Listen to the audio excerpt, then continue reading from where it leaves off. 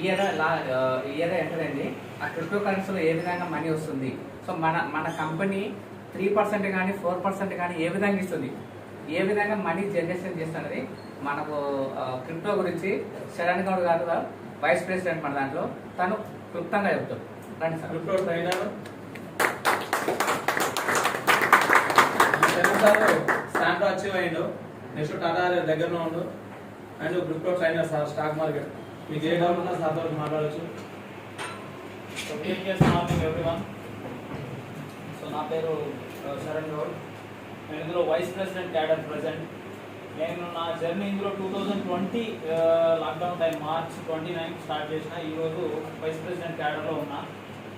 So దీని గురించి చెప్తే ఆల్రెడీ మన director sir Mahesh sir almost wallet నుంచి మనీని ఎట్లా జనరేట్ చేస్తారు, రీపర్చేస్ ఇన్కమ్, జనరేషన్ ఇన్కమ్, సెక్యూరిటీస్లో ఇన్వెస్ట్మెంట్ అండ్ రిటర్న్స్ ఏ విధంగా వస్తాయి, దాని తర్వాత ప్రాపర్టీస్, తర్వాత కానా క్యాపిటల్స్. సో కానా క్యాపిటల్ అనేది ఏంటంటే ఇక్కడ ఫారెక్స్ బ్రోకరేజ్. సో ఫారెక్స్లో ఏముంటుంది అసలు, సో ఫారెక్స్ ఏంటి అందరికీ మామూలుగా జనరల్గా చాలా మందికి ఇక్కడ తెలిసింది ఏంటంటే స్టాక్ మార్కెట్ గురించి తెలిసి ఉండొచ్చు. ఇండియన్ స్టాక్ మార్కెట్లో ఏముంటాయి, అసలు డబ్బులు ఎట్లా వస్తాయి. ప్రతి ఒక్కరి డౌట్ ఏంటంటే ఇక్కడ నేను 1,00,000 రూపాయలు ఇన్వెస్ట్ చేసిన లేదా ఒక 10,000 రూపీస్ ఇన్వెస్ట్మెంట్ చేసిన every month 3%, how it is possible ఉందా లేదా మీ అందరికి డౌట్. 3% ఎట్లా ఇవ్వగలుగుతుంది, అసలు కంపెనీ 3% మీకు ఏ విధంగా ఇవ్వగలుగుతుంది. సో ఈ డౌట్ కనుక మీరు కానీ లేదా మీ కింద డౌన్ లైన్లో ఎవరికైనా వచ్చిన డౌట్ ఇది క్లారిఫై చేస్తే సో ఇన్వెస్టర్ అనేటువంటి ఇన్వెస్ట్మెంట్ చేయడానికి సో ఒక స్కోప్ ఉంటుంది. సో 3% పాసిబుల్ అవుతుంది అనుకుంటారా కాదనుకుంటారా మీరు. అయితే ఏ విధంగా అవుతుందో ఈరోజు ఇప్పుడు మనం డిస్కస్ చేద్దాం. సో 3% మనం జనరల్గా ఇన్వెస్ట్మెంట్ ఎక్కడ చేస్తాం, అందరికి తెలిసింది ఏంది, బ్యాంక్స్. ఓకే, ప్రతి ఒక్కరికి మనం చిన్నప్పటి నుంచి చూస్తున్నాం బ్యాంక్ అనేది ఒక సెక్యూర్ ఫీలింగ్ మనకి. సో అది ప్రైవేట్ బ్యాంక్ అవ్వచ్చు, గవర్నమెంట్ బ్యాంక్ అవ్వచ్చు, reserve bank of India approval ఉంది. సో నేను బ్యాంక్లో ఇన్వెస్ట్మెంట్ పెడతా.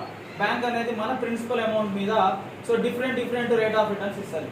ఒకటి సేవింగ్ అకౌంట్లో పెడితే ఒక రిటర్న్ ఇస్తుంది, ఫిక్స్డ్ డిపాజిట్లో ఒక రిటర్న్ ఇస్తుంది.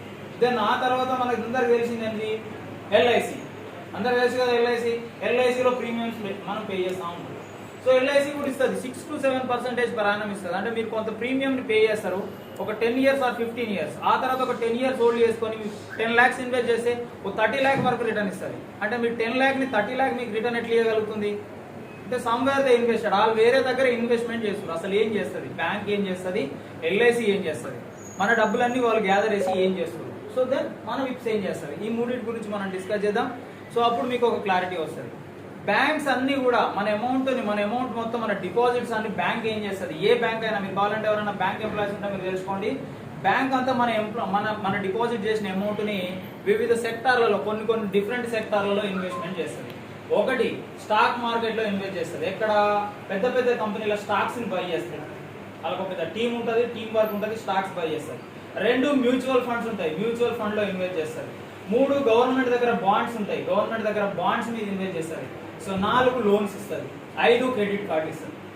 సో ప్రతి దగ్గర కూడా మన దగ్గర నుంచే మళ్ళీ రిటర్న్స్ వసూలు చేస్తారు. ప్లస్ మనకి 6 to 7% రిటర్న్ ఇవ్వగలుగుతుంది. బ్యాంక్స్ రన్ చేయగలుగుతుంది. ఎంప్లాయ్మెంట్కి సాలరీ, ఎంప్లాయర్స్కి సాలరీ ఇవ్వగలుగుతుంది. అంటే ఓవరాల్గా పర్ ఇయర్ 30 to 40% రిటర్న్ని మన ఇన్వెస్ట్మెంట్ మీద బ్యాంక్ అనేది ఎర్న్ చేసి మనకు 6 to 7% ఇచ్చి ఎంప్లాయీస్కి సాలరీ ఇచ్చి ఇంత పెద్ద వ్యవస్థ నడుపుతుంది బ్యాంక్. అంటే వాళ్ళకి 30 to 40% రిటర్న్స్ వస్తున్నాయి. ఎక్కడ వస్తున్నాయి అంటే స్టాక్ మార్కెట్ నుంచి అండ్ జనరల్గా మళ్ళీ మనకి ఇచ్చే లోన్స్ మీదనే వాళ్ళు ఇన్కమ్ అనేది జనరేట్ చేస్తారు. దెన్ ఎల్ఐసి విషయానికి వద్దాం. ఎల్ఐసి కూడా ప్రీమియమ్స్ అన్ని తీసుకుంటుంది. లక్షలు ఇన్వెస్ట్ చేస్తున్నాం, మనకు జస్ట్ 6 to 7% ఇస్తుందా లేకపోతే లాంగ్ పీరియడ్ లో మనకు పెద్ద అమౌంట్ వస్తుందని మనం ప్రీమియం పే చేస్తున్నాం. మరి ఎల్ఐసికి ఎక్కడి నుంచి వస్తున్నాయి డబ్బులు, ఎల్ఐసి బ్యాంక్ ఏదైతే పని చేస్తుందో ఎల్ఐసి కూడా అదే పని చేస్తుంది. ఏం చేస్తుంది అంటే ఇండియన్ స్టాక్ మార్కెట్ లో వేరే ఎక్కడ ఇన్వెస్ట్ చేయదు. లోన్స్ కూడా ఎల్ఐసి మీరు కావాలంటే అబ్జర్వ్ చేయండి, ఒక క్రెడిట్ కార్డు కూడా ఇష్యూ చేయదు, ఒక పర్సన్ కి లోన్ కూడా ఇవ్వదు, ఎంతసేపునా తీసుకోవడమే దాని పని. సో ఏం చేస్తుంది అంటే ఇది కూడా 3 పనులు చేస్తుంది. ఒకటి స్టాక్ మార్కెట్ లో స్టాక్స్ మీద ఇన్వెస్ట్ చేస్తుంది, 2 మ్యూచువల్ ఫండ్ మేనేజ్మెంట్ చేస్తుంది, 3 గవర్నమెంట్ బాండ్స్ మీద ఇన్వెస్ట్ చేస్తుంది. ఈ మూడింటి మీద ఇన్వెస్ట్మెంట్ చేస్తేనే మినిమం 30 to 40% రిటర్న్ చేయగలుగుతుంది ఎవ్రీ మంత్, ఎవ్రీ ఇయర్. అంటే మంత్లీ మోర్ దాన్ 3 to 5% సంపాదిస్తుంది. మనకి ఇచ్చేది ఎంత, యాన్యువల్ గా సంవత్సరానికి 7% ఇస్తుంది. మీకు ఒకవేళ ఇన్వెస్ట్మెంట్ చేయాలనిపిస్తే ఇంతకు ముందుకు కానీ ఇప్పుడు కానీ సో ప్రతి ఒక్కరికి బ్యాంక్ అకౌంట్ ఎలాగ ఉంటుందో డిమాట్ అకౌంట్ అనేది ఒకటి ఉంటుంది. కాకపోతే మీరు మీ సేవింగ్ బ్యాంక్ అకౌంట్, మీ పర్సనల్ గా ఏ బ్యాంక్ అయితే డబ్బులు ఇన్వెస్ట్ చేస్తారో మీరు ఆ బ్యాంకుకి వెళ్ళి అడగండి. So what is demat account? Demat account అంటే ఏంటి? సేవింగ్ అకౌంట్ లాగానే డిమాట్ అకౌంట్ ఉంటుంది. సో మీరు కావాలనుకుంటే బ్యాంక్ మీ డబ్బుల్ని ఎక్కడ ఇన్వెస్ట్ చేస్తుందో మీరు డైరెక్ట్ అక్కడ ఇన్వెస్ట్ చేసుకోవచ్చు. సో దాని గురించి కొంత ఇన్ఫర్మేషన్ తెలుసుకుంటే సరిపోతుంది. సో దెన్ ఇలాంటి ఇన్ఫర్మేషన్ అనేది పబ్లిక్ కి చాలా తక్కువ తెలుసు. అంటే మార్కెట్ లో రేట్ ఆఫ్ రిటర్న్ ఎక్కువ వచ్చే ఛాన్స్ ఉన్నా మనకు ఉన్న ఫెసిలిటీ రెండే ఉండడం వల్ల మనకు రేట్ ఆఫ్ రిటర్న్ అనేది తక్కువ వస్తుంది. సో అలాంటి సిచ్యువేషన్ లో విఐపిఎస్ కూడా అదే పని చేస్తుంది. విఐపిఎస్ ఏం చేస్తుంది? సెక్యూరిటీస్ అంటే ఏమో కాదు sir, VIPS securities nothing but stocks మీద ఇన్వెస్ట్ చేయడం, రెండు మ్యూచువల్ ఫండ్ మేనేజ్ చేయడం. సో మన ఇన్వెస్ట్మెంట్ ని కూడా విఐపిఎస్ ఏం చేస్తుంది అంటే వాళ్ళకు ఒక ఎక్స్పర్ట్ టీం ఉంటుంది. సో ఆ టీం ద్వారా ఏ స్టాక్స్ ఎప్పుడెప్పుడు మంచి పెర్ఫామ్ చేస్తాయి అనేది ఇన్ఫర్మేషన్ ని గ్యాదర్ చేసి అక్కడక్కడ ఇన్వెస్ట్మెంట్ చేసి మనకు 3% పర్ మంత్ ఇవ్వగలుగుతున్నారు. బ్యాంకుకు పాసిబుల్ అయింది, ఎల్ఐసికి పాసిబుల్ అయింది, దెన్ మనకెందుకు కాదు? ఇక్కడ 3% అంటే బ్యాంకు ఎల్ఐసి తక్కువ ఇచ్చి మనం ఎక్కువ ఇవ్వడానికి రీజన్ ఏంటంటే మనకి ఇక్కడ ఎంప్లాయీస్ సాలరీలు ఇచ్చలేదు. సో ఇలాంటి ఆఫీస్ ఒకటి మేనేజ్ చేస్తున్నాం, మనమే ఓన్ గా మేనేజ్ చేస్తున్నాం, దీనికి రెంట్ పే చేయాల్సిన అవసరం లేదు. సో ఈ ఎక్స్ట్రా ఖర్చెస్ అంటే ఎక్స్ట్రా ఎక్స్పెన్సెస్ ఏవి మనకు లేవు. సో అవన్నీ కూడా మనం డైరెక్ట్ గా కస్టమర్ కే రిటర్న్ ఇస్తున్నాం. దెన్ మనకి ఇంకొక ప్లాట్ఫామ్ ఏముంది అంటే కానా క్యాపిటల్స్. కానా క్యాపిటల్ అనేది ఏంటి అంటే వరల్డ్ లార్జెస్ట్ ఫారెక్స్ బ్రోకరేజ్. ప్రపంచంలోనే అన్ని స్టాక్ మార్కెట్ల కన్నా పెద్దది ఫారెక్స్ ఎక్స్చేంజ్.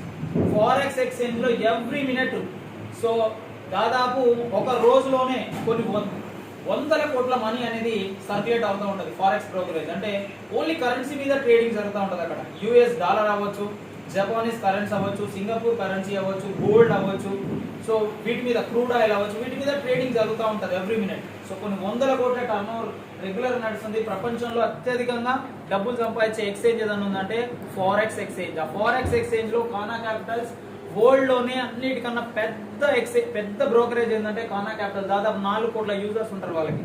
సో ఈ రోజు విఐపిఎస్ కానా క్యాపిటల్ తో టైఅప్ అయిపోయి సో మన అమౌంట్ మొత్తం కానా క్యాపిటల్ దగ్గర నుంచి మేనేజ్మెంట్ చేపిస్తుంది. అందుకే మనకు 3% ఇయగా కూడా మన కంపెనీకి ఇన్కమ్ వస్తుంది.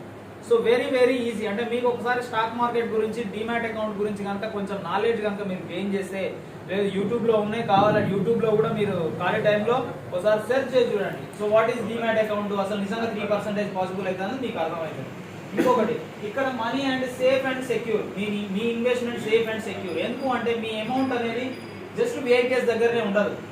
మీకు డిమాట్ అకౌంట్ ఎస్బీఐలో సేవింగ్ అకౌంట్ ఎలా ఇస్తారో, ఎస్బీఐలో లేకపోతే ఇండియన్ స్టాక్ మార్కెట్ లో సెబీ ఏ విధంగా అయితే డిమాట్ అకౌంట్ ఇస్తుందో కానా క్యాపిటల్ లో కూడా మనకు డిమాట్ అకౌంట్ ఓపెన్ అవుతుంది. సో కానా capital world largest forex brokerage, UK registered, దానికి దుబాయ్ లో పెద్ద ఆఫీస్ ఉంటుంది. సో మొత్తం world wide, almost world wide ఉంది. మీకు అక్కడ అకౌంట్ ఇస్తారు, డిమాట్ అకౌంట్. మీ ఓన్ గా కానా క్యాపిటల్ లో డిమాట్ అకౌంట్ ఉంటుంది, అమౌంట్ కూడా అందులోనే ఉంటుంది. కాకపోతే విఐపిఎస్ చేసే పని ఏంటి అంటే మీ అకౌంట్ ని, మీ పోర్ట్ఫోలియోని జస్ట్ మేము మేనేజ్ చేస్తాం. మీ అమౌంట్ మీదే, మీ అకౌంట్ ఉన్న డబ్బులు మీదే. జస్ట్ మీ అకౌంట్ యూజర్ ఐడి పాస్వర్డే నా దగ్గర ఉంటుంది. నేను మీ అకౌంట్ లో ట్రేడింగ్ చేసుకుంటా. వచ్చిన ప్రాఫిట్ లోంచి నీకు 3% ఇస్తా, రిమైనింగ్ నాది. నీ ప్రిన్సిపల్ అమౌంట్ అక్కడే ఉంటుంది. నీ ప్రిన్సిపల్ అమౌంట్ లోంచి 1 రూపీ కూడా డిడక్ట్ అవ్వదు. వచ్చిన ప్రాఫిట్ లోంచే షేరింగ్ నాది. సో మీ అకౌంట్ మీ దగ్గరే ఉంటుంది. మీ ఎస్బీఐ ఎంత సెక్యూర్ అని ఫీల్ అవుతారో కానా క్యాపిటల్ లో డిమాట్ అకౌంట్ కూడా అంతే సెక్యూర్. దానికి భయపడాల్సిన అవసరం లేదు. సో ఇది ఓవరాల్ గా మీ అమౌంట్ గురించి కానీ, లేకపోతే 3% కంపెనీ ఇవ్వడానికి గల రీజన్ ఏంటి అంటే మనకు బిహైండ్ బ్యాక్ ఎండ్ లో ఏం జరుగుతుంది అంటే ప్యూర్ ఇన్వెస్ట్మెంట్. మన అమౌంట్ అనేది కంపెనీ జేబులో పెట్టుకోని, లేకపోతే కంపెనీ జస్ట్ వాళ్ళ అకౌంట్ లో పెట్టుకొని మనకు 3% ఇవ్వమంటే ఎవరి వల్ల కాదు. సో వాళ్ళు ఏం చేస్తారు అంటే ప్లాన్ ఏం చేస్తారంటే వాళ్ళు స్టాక్ మార్కెట్ లో ఇన్వెస్ట్ చేసి దాని మీద ఎక్కువ రిటర్న్స్ తీసుకొచ్చి మనకు 3% చేయడానికి పాసిబిలిటీ ఉంది. ఇంకొకటి, కంపెనీ ఒకవేళ లాస్ వస్తాయి, రెండు అవకాశాలు ఉన్నాయి. ప్రాఫిటే ఎప్పుడు రావాలని లేదు, దెన్ లాస్ వస్తాయి. కంపెనీ ఒకవేళ లాస్ ని ఓవర్కమ్ చేయడానికి మన దగ్గర 3 ఆప్షన్స్ ఉన్నాయి. ఒకటి wallet. Mobile wallet users 20 lakh plus people ఉన్నారు అనుకుందాం. వీళ్ళంతా ఎవ్రీడే రీఛార్జ్ చేస్తారు కదా, మన యూజర్స్ అయితే చేస్తారు కదా. మీరు రీఛార్జ్ చేస్తారు, మీరు రీఛార్జ్ చేయడం వల్ల మీకు ఎంత 2% వస్తుంది డిస్కౌంట్. బట్ కంపెనీకి కూడా బెనిఫిట్ ఉంటుంది. ఎట్లా బెనిఫిట్ ఉంటుంది? సో మీరు ఒక ఎయిర్టెల్ రీఛార్జ్ చేసినా, జియో రీఛార్జ్ చేసినా, లేకపోతే వోడాఫోన్ ఇప్పుడున్న నెట్వర్క్. సో మనదేంటి థర్డ్ పార్ట్ అంటే కస్టమర్ కి అటున్న రీఛార్జ్ ఓనర్ కి మధ్యన మనం ఏంది, వీళ్ళిద్దరి మధ్యన మనం ట్రాన్సాక్షన్ చేస్తున్నాం. అంటే నేను మీడియేటర్. మీడియేటర్ ఛార్జ్ తీసుకోవాలి కదా, ఎయిర్టెల్ దగ్గర నా ఛార్జ్ నాకు ఉంటుంది. సో 6% ఎయిర్టెల్ నాకు ఇస్తే నేను నీకు 2% ఇస్తున్నా, రిమైనింగ్ 4% నా దగ్గర ఉండిపోతుంది. అంటే ఇది ఒకటే కాదు, మిగతా సర్వీస్ల మీద వచ్చే కమిషన్ కూడా అట్లనే ఇవ్వగలుగుతున్నాను నేను. మిగతా ఏ ప్లాట్ఫామ్ కూడా ఇస్తలేడు, నేను ఇస్తున్నా. అంటే మీరు ఎంత మంది అంటే 20 లక్షల మంది కాదు, రేపు 1 crore పీపుల్ అయినా వాలెట్లో ఎంత యూజర్స్ ట్రాన్సాక్షన్ జరిగితే కంపెనీకి అంత ఆదాయం వస్తుంది. ఇక్కడ కంపెనీ ఇన్వెస్ట్మెంట్ ఏమైనా ఉందా? Zero investment, but income regular వస్తూనే ఉంటుంది. సో కంపెనీకి ఒక ఇన్కమ్ సోర్స్ ఉంది. ఒకవేళ లాస్ వస్తే ఓవర్కమ్ చేస్తారు దీంతో. Next second option forex brokerage అని చెప్తున్నాను. ఫారెక్స్ బ్రోకరేజ్ నేను ఒక్కనే చేస్తలే, యూజర్స్ కూడా ఇస్తున్నా అకౌంట్. సో యూజర్స్ అకౌంట్ ఇచ్చినప్పుడు మీరు ఇండివిజువల్ గా ట్రేడ్ చేసుకుని అనుకుందాం. దాదాపు 4 కోట్ల మంది యూజర్స్ ఉన్నారు మన క్యాపిటల్ దగ్గర. ఈ 4 కోట్ల మందిలో 1 కోటి మంది ట్రేడ్ చేస్తున్నారు, మిగతా వాళ్ళు చేయట్లేదు. ఈ 1 కోటి మందిలో ట్రేడింగ్ చేసినప్పుడు పర్సనల్ ట్రేడింగ్ నాది, బై నేనే చేసుకుంటున్నా, సెల్ నేనే చేసుకుంటున్నా. బట్ నేను ప్లాట్ఫామ్ ఏం యూజ్ చేస్తున్నా? కానా క్యాపిటల్ ని యూజ్ చేస్తున్నా. ఈ ప్లాట్ఫామ్ యూజ్ చేసుకున్నప్పుడు నేను కమిషన్ ఇవ్వాలి కానీ బై సెల్ మీద ప్రాఫిట్ వచ్చినా లాస్ వచ్చినా దానికి సంబంధం లేదు. నేను సర్వీస్ ప్రొవైడ్ చేస్తున్నా, సర్వీస్ ఛార్జ్ పే చేయాలి. బై సెల్ కి ట్రేడ్ కి 0.5% ఛార్జ్ తీసుకుంటున్నా. ఇక్కడ నా ఇన్వెస్ట్మెంట్ ఏమైనా ఉందా? ఓన్లీ సర్వీస్ మీకు ఇస్తున్నా. సో మీరు ఎన్ని ట్రేడ్ చేస్తారనేది యూజర్స్, అంటే ఎన్ని ట్రేడ్స్ ఎక్కువ జరిగితే నాకు అంత ఇన్కమ్ వస్తుంది. Second source of income, company ఎలాంటి ఇన్వెస్ట్మెంట్ లేకుండా వచ్చే రెండో ఇన్కమ్. దెన్ ఇప్పుడు కొత్తగా వచ్చింది ఏంది? క్రిప్టో కరెన్సీ ఎక్స్చేంజ్ మన దగ్గర ఉంది. ఇండియాలో ఆల్రెడీ క్రిప్టో కరెన్సీ అనేది పాపులర్. 2010లో స్టార్ట్ అయింది ఇండియాలో బిట్ కాయిన్. సో ఇక్కడ ఉన్న చాలా మంది 70% 80% ఏంటారు బిట్ కాయిన్. బిట్ కాయిన్ అనేది 2010లో ఇండియాకి వచ్చింది, 2009లో యూఎస్ లో స్టార్ట్ అయింది. 2010లో ఇండియాకి వచ్చినప్పుడు ఒక bit coin value ₹2.67. Sir just imagine ₹2.67 in 2010. But today ఈ రోజు bit coin value 20 lakhs. So ఒక 6 months బ్యాక్ అయితే 56 lakhs ఒక కాయిన్ వాల్యూ. మీరు ఎక్కడైనా ఇన్వెస్ట్ చేయండి, ల్యాండ్ మీద ఇన్వెస్ట్ చేయండి, లేకపోతే మీరు మ్యూచువల్ ఫండ్ లో ఇన్వెస్ట్ చేయండి, డైరెక్ట్ స్టాక్ మార్కెట్ లో ఇన్వెస్ట్ చేయండి. ఇంత పెద్ద రిటర్న్ ఇప్పటి వరకు వచ్చింది ఈ చరిత్ర, అసలు ఈ భూమి మీద ఇప్పటి వరకు ఇట్లాంటి రిటర్న్ ఇచ్చింది ఇంతవరకు లేదు. అంటే క్రిప్టోకి అంత పవర్ ఉంది. సో అలాంటి ఎక్స్చేంజ్ ఈ రోజు మనం తెలుసుకున్నాం. ఇండియాలో చాలా బ్రోకరేజెస్ ఉన్నాయి, బట్ మనకు కూడా ఒక బ్రోకరేజ్ వచ్చింది. వాటికి మనకి కూడా కొంచెం డిఫరెన్స్ ఉంటుంది. ఒక 5 నిమిషాలు దాని గురించి డిస్కస్ చేద్దాం మనం. సో ఇండియాలో ఉన్న ఫారెక్స్ క్రిప్టో బ్రోకరేజెస్ ఏమున్నాయి? వాజ్రిక్స్ ఉంది, బినాన్స్ ఉంది, కాయిన్ స్విచ్ ఉంది, కాయిన్ DCX ఉంది, కాయిన్ బేస్ ఉంది. ఇట్లా చాలా ఉన్నాయి, దాదాపు ఒక 20 వరకు. జప్పే ఇట్లాంటి క్రిప్టో ఎక్స్చేంజెస్ ఉన్నాయి. మనం ఇక్కడ అకౌంట్ ఓపెన్ చేయొచ్చు, క్రిప్టో కరెన్సీని బై చేసుకోవచ్చు, ప్రాఫిట్ వస్తే సేల్ చేసుకోవచ్చు, లాస్ వస్తే హోల్డ్ చేసి పెట్టుకోవచ్చు. లేదా ఫ్యూచర్ అసెట్ కోసం ఓ ల్యాండ్ కొంటాం, ఓ ఫ్లాట్ కొంటాం, ఓ 10 సంవత్సరాలు ఉంచుదాం అనుకుంటాం. లేదా ఓ ల్యాండ్ కొన్నాం, పిల్లల ఎడ్యుకేషన్కి అవుతుంది, లేకపోతే అమ్మాయి అంటే పెళ్లికి అవుతుంది. ఇదే కదా మన కాన్సెప్ట్. సో ఇట్లా దాచి పెడతాం. అట్లనే కొంత అమౌంట్ మనం క్రిప్టోలో కూడా ఇన్వెస్ట్ చేసి, సో 10 yearsకో 5 yearsకో లాంగ్ రన్ లో అమ్ముకుందాం అనుకున్నప్పుడు ఇలాంటి ఎక్స్చేంజ్ లో మనం అకౌంట్ ఓపెన్ చేయాలి.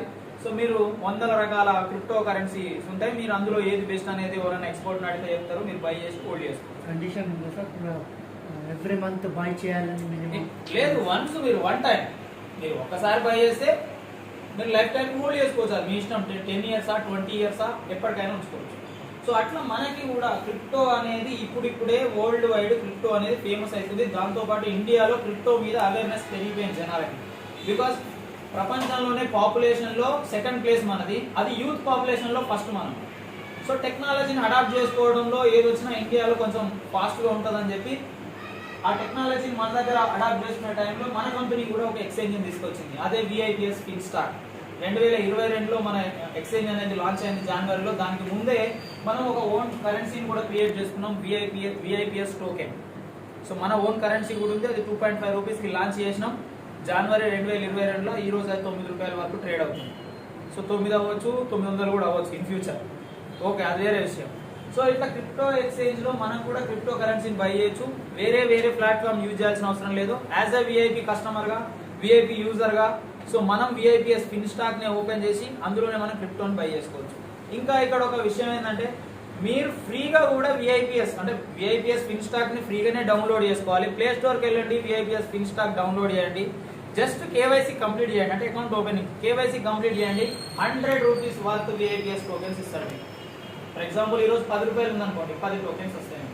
లేదు మీరు ఇంకో పర్సన్ ని రిఫర్ చేయండి, ఆ పర్సన్ కూడా KYC కంప్లీట్ చేయండి, మీకు ₹25 వర్త్ VIPS టోకెన్స్ వస్తాయి. సో మీరు ఇట్లా అన్లిమిటెడ్ పీపుల్ ని ఎంత మందినైనా మీరు ఇట్లా రిఫర్ చేయొచ్చు, వాళ్ళతో KYC కంప్లీట్ చేయొచ్చు. ఎవ్రీ పర్సన్ మీద ₹25 మీరు అర్న్ చేయొచ్చు. అదొక్కటే కాదు, డైలీ ఇన్కమ్ కూడా మీరు తీసుకోవచ్చు. ఈ పర్సన్స్ లో ఇన్ ఫ్యూచర్ క్రిప్టో అవేర్నెస్ పెరిగిపోయి సో ఎవ్రీ టైం ట్రేడింగ్ కూడా చేసుకునే ఆప్షన్ ఉంది. అంటే ఒక కాయిన్ 10 రూపాయల దగ్గర కొన్నాం, ఈరోజు 12 రూపీస్కి వెళ్ళింది, 2 రూపీస్ ప్రాఫిట్ వచ్చింది, సేల్ చేస్తాం, అక్కడే ఉండదు కదా, ఫ్లక్చుయేట్ అవుతూ ఉంటుంది, మళ్ళీ తక్కువ వచ్చినప్పుడు బై చేస్తూ ఉంటారు, ఇట్లా ట్రేడింగ్ చేస్తూ ఉంటారు.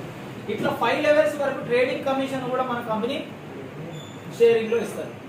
ప్లస్ నేనేం చెప్పిన 3 రకాల ఇన్కమ్ అనేది కంపెనీ ఎలాంటి పెట్టుబడి లేకుండా సంపాదిస్తుంది. 2 అయిపోయినాయి, వాలెట్ ఒకటి అండ్ రెండోది ఫారెక్స్ బ్రోకరేజ్.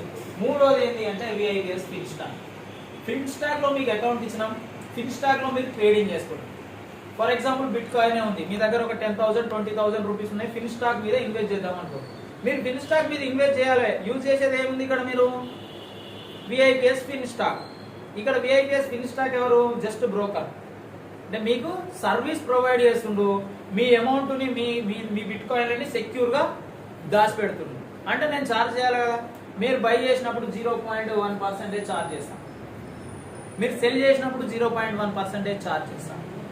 ఇక్కడ విఐపిఎస్ ఫిన్ స్టాక్ చేసేది ఏంది, మీకు ఓన్లీ సర్వీస్ ప్రొవైడర్ మాత్రమే. బట్ ఎవ్రీ పర్సన్ దగ్గర ఎవ్రీ ట్రేడ్ కి నేను 0.1% ఛార్జ్ చేస్తున్నా, సెల్ కి 0.1% ఛార్జ్. అంటే ఒక్క ట్రాన్సాక్షన్ కి 0.2% ట్రాన్సాక్షన్ ఫీజు నేను తీసుకుంటున్నా. అంటే ఇక్కడ ఇన్కమ్ నాకు వస్తుంది కదా, నేను ఎలాంటి పెట్టుబడి లేదు, జస్ట్ సర్వీస్ ప్రొవైడర్ గానే ఉన్నా. బట్ మీరు ఎంత ట్రేడ్ చేస్తే అంత ఇన్కమ్. మీరు ఒకే రోజు 100 కోట్లు టర్న్ ఓవర్ చేయండి, 10 లక్షల మంది యూజర్స్, అందరికి 1 లక్ష ట్రాన్సాక్షన్ జరిగింది, బట్ దాని మీద వచ్చే కమిషన్ 0.2% నేను తీసుకుంటాను. అంటే కార్డ్ ఆప్షన్ లో కూడా నాకు ఎలాంటి పెట్టుబడి లేకుండా నేను సర్వీస్ ప్రొవైడ్ చేసి ఇన్కమ్ అనేది జనరేట్ చేస్తున్నా. ఇప్పుడు చెప్పండి, మీ ఇన్వెస్ట్మెంట్ మీద వచ్చే లాస్ ని కూర్చోడానికి మన దగ్గర అవకాశం ఉంది, సో వేరే దగ్గర లేదు. అందుకే 3% ఇవ్వడానికి కంపెనీ, సో మీరు భయపడాల్సిన అవసరం లేదు. ఒకటి, ఇన్వెస్ట్మెంట్ బ్యాంక్ ఎక్కడ పెడుతుందో, ఎల్ఐసి ఎక్కడ పెడుతుందో మనం అక్కడే ఉన్నాం. రెండోది, ఒకవేళ ఆ రెండింటికి లాస్ వచ్చినా వేరే ఆప్షన్ లేదు పూడ్చుకోవడానికి, బట్ మన దగ్గర ఓవర్కమ్ చేయడానికి లాసెస్ ని మన దగ్గర 3 ఆప్షన్స్ ఉన్నాయి. సో ఇప్పుడు చెప్పండి, విఐపిఎస్ మీద ఇంకా ఏమైనా డౌట్ ఉందా? సో ఫిన్ స్టాక్ క్రిప్టో మీద గవర్నమెంట్ ట్యాక్స్ ఇస్తుంది. yes మరి ఫ్యూచర్ లో సాధ్యమైంది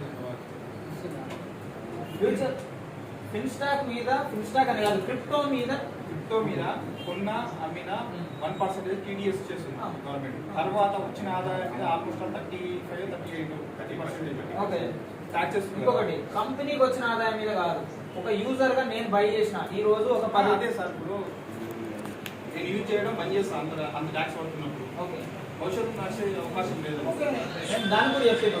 30% ట్యాక్స్ దేని మీద వేస్తా అన్నాడు, మీకు వచ్చిన ప్రాఫిట్ మీద. మీకు వచ్చిన ప్రాఫిట్, మీకు 1 లక్ష రూపాయలు ప్రాఫిట్ వచ్చింది, సో దాని మీద 30% ట్యాక్స్ అంటున్నా. అంతేగాని మీ ప్రిన్సిపల్ అమౌంట్ మీద కాదు, వచ్చిన బెనిఫిట్ మీద వేస్తారు. వచ్చిన బెనిఫిట్ మీద. ఓకే, కొన్న అమ్మిన 1% టీడీఎస్ పడుతుంది. అవును, కొన్నాలేనప్పుడు కొన్నాలేదు, ఓన్లీ అమ్మితే. అదే నేను ఈ ఎక్స్చేంజ్ వాడకుండా వేరే ఎక్స్చేంజ్ పోతాను. ఇండియాలో ఏ ఎక్స్చేంజ్ అయినా, ఇండియాలో ఏ ఎక్స్చేంజ్ అయినా 1% టీడీఎస్ నేను కాదంటలేదు. ఇప్పుడు అదర్ కంట్రీస్ దాంట్లోకి లేదు, దాంట్లోకి లేదు. దాన్ని వాడతాం, దీన్ని ఎందుకు వాడతాం? ఓకే, నేను ఆదాయం వస్తుందని రైట్, అంటున్నా. దాన్ని కూడా చెప్తాను. నేను రేపు ఇన్ ఫ్యూచర్ నేను 30% ట్యాక్స్ వేస్తా, టీడీఎస్ తీసుకొస్తా అన్నప్పుడు ప్రతి ఇండియన్ యూజర్ ఇండియన్ వాలెటే వాడమని చెప్పింది. రిమైనింగ్ యూజర్స్ నేను బ్లాక్ చేస్తాను, నా దగ్గర వాడని అని అన్నప్పుడు నువ్వేం వాడతావు? వాడచ్చు, వేరే 100% వేరే కంట్రీ వాడొచ్చు, వేరే దేశం కంట్రీ వాడొచ్చు. రేపు ఇండియాలో నేను దాన్ని వాడని అని చెప్తుంది, ఆర్బీఐ చెప్తుంది, లేకపోతే వాడకూడదు, ఇది వాడద్దు అని ఎన్నో రిస్ట్రిక్షన్స్ పెట్టింది గవర్నమెంట్. కానీ మనం వాడుతున్నాం కదా, వేరే కూడా. ఇప్పుడు గవర్నమెంట్ వాడొద్దని ఈ ఒక ఫీల్డ్ కాదు సార్, నేను మిగతా వేరే ఫీల్డ్ అయితే ఓకే, నేను దానికంటే నేను 30% గవర్నమెంట్ ట్యాక్స్ వస్తున్నప్పుడు నేను వేరే వాడిని వాడమని ఎందుకు ఎంకరేజ్ చేస్తా చెప్పు? చేయదు. 30% నేను ఎందుకు కట్టాలనుకోండి, నేను వేరే వాడతా కదా. 30% అనేది ఫైనల్ అవ్వలేదు, దాని మీద డిస్కషన్ నడుస్తుంది. సో డ్రాఫ్టింగ్ కమిటీ దాని మీద వర్క్ చేస్తుంది. కొంతమంది ఎక్స్పర్ట్లను పిలిచారు, అది 1% వేయాలన్నా 18% వేయాలా, జిఎస్టీ పరిధిలోకి వేయాలన్నా, సో అది ఫైనల్ ఎగ్జామ్స్ అనేది తెలియదు. బట్ ప్రెసెంట్ అయితే సెల్లింగ్ కి 1% టీడీఎస్. ఆ టీడీఎస్ కూడా మళ్ళీ మీరు రిటర్న్ తీసుకోవచ్చు. ఎప్పుడు ఐటీ రిటర్న్స్ చేసినప్పుడు మీరు బిలో 5 lakh కనుక ఐటీ పే చేస్తారు అనుకోండి, మీరు టీడీఎస్ ని మళ్ళీ క్లెయిమ్ చేసుకోవచ్చు, నో ప్రాబ్లం. మీకు టీడీఎస్ మళ్ళీ రిటర్న్ వస్తుంది. విఐపిఎస్ లో కట్ అయ్యే టీడీఎస్ కూడా మీకు రిటర్న్ వస్తుంది. వాలెట్ లో మీరు 5% ఏదైతే విత్డ్రా పెట్టుకోవడం వల్ల 5% టీడీఎస్ కట్ అవుతుందని మీరు భయపడుతురో, ఈ టీడీఎస్ మొత్తం మీరు ఐటీ రిటర్న్ ఫైల్ చేసేటప్పుడు బిలో 5 lakh స్లాబ్ ఏదైతే ఉందో, బిలో 5 lakh కనుక మీరు ఐటీ పే చేస్తే, ఐటీ రిటర్న్ ఫైల్ చేస్తే మీ టీడీఎస్ ని మీరు క్లెయిమ్ చేసుకోవచ్చు.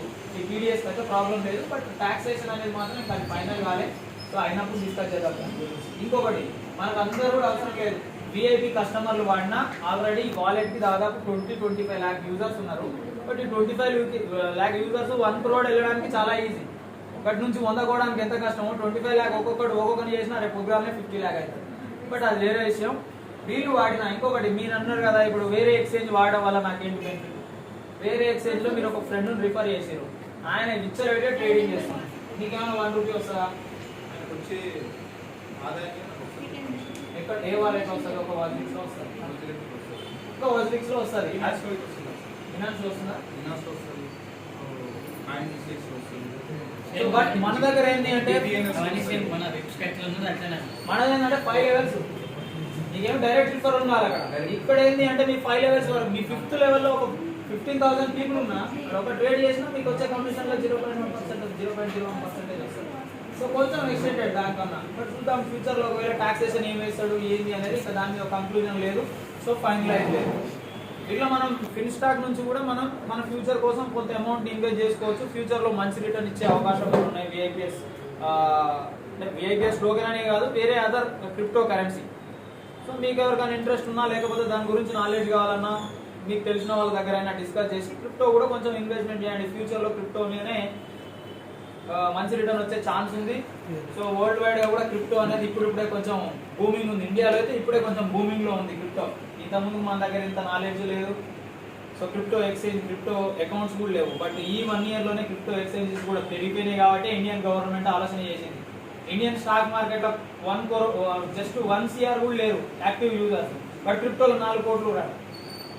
అందుకే ఆలోచన చేసింది, క్రిప్టో మీద ఇన్వెస్టర్లు ఎక్కువైపోయారు, ప్రాఫిట్ మీద 30% టాక్సేషన్ వేస్తే గవర్నమెంట్ ఇంకా మంచిగా పెరుగుతుందని ప్లాన్ చేసింది. బట్ అది ఏమవుతుంది అనేది ఈ గవర్నమెంట్ ఉంటే జరుగుతుందా, నెక్స్ట్ గవర్నమెంట్ ఉంటే మారుతుందా అనేది ఆ తర్వాత సెకండరీ.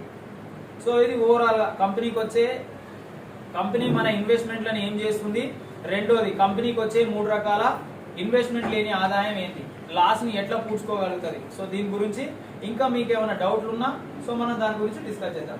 సో ఓవరాల్ గా అయితే ఇది.